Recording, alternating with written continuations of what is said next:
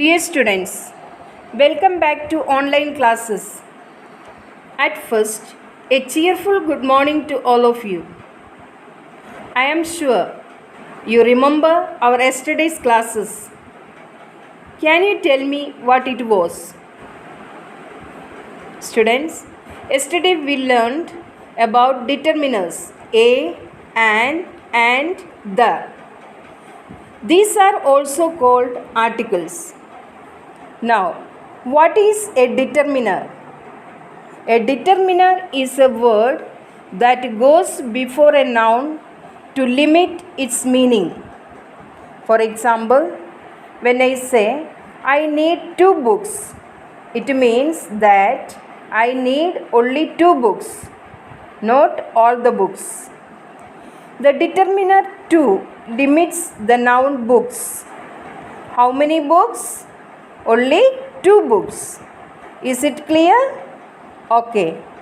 Today we are going to talk about some other determiners like some, any, much, many, each, every, few, a few, the few, little, a little, the little. Let's start with some. This word has 2 main uses. First, it is used in affirmative sentences before plural nouns or before uncountable nouns. For example, the basket has some fruits in it. It is an affirmative sentence. David wants some water. Here, water is an uncountable noun. Second use of some. Some can also be used in questions when we expect an affirmative answer. For example, can you get me some milk? May I have some coffee? Next determiner is any. This word also has 2 uses.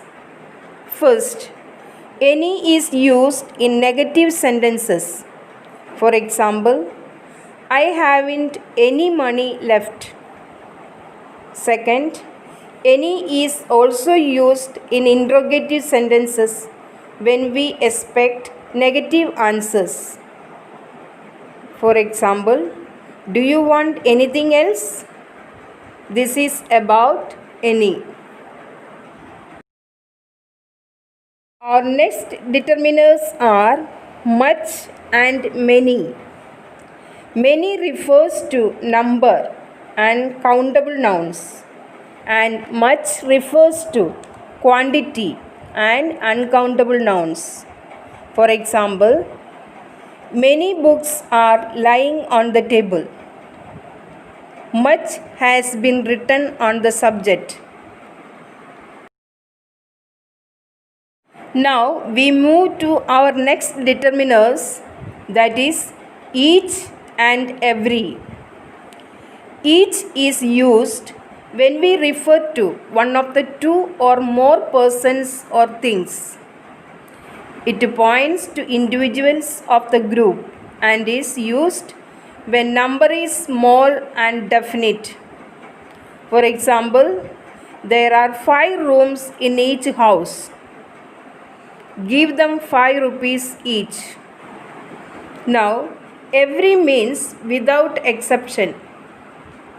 It is used for one of a group of more than 2.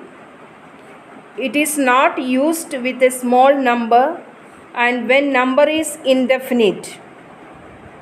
For example, every boy must take part in sports.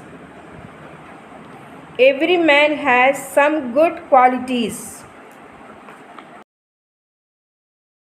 Our next determiners are few, a few, and the few. Remember, these words are used with countable nouns.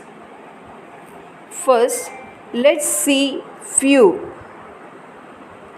Few means hardly any, almost nothing.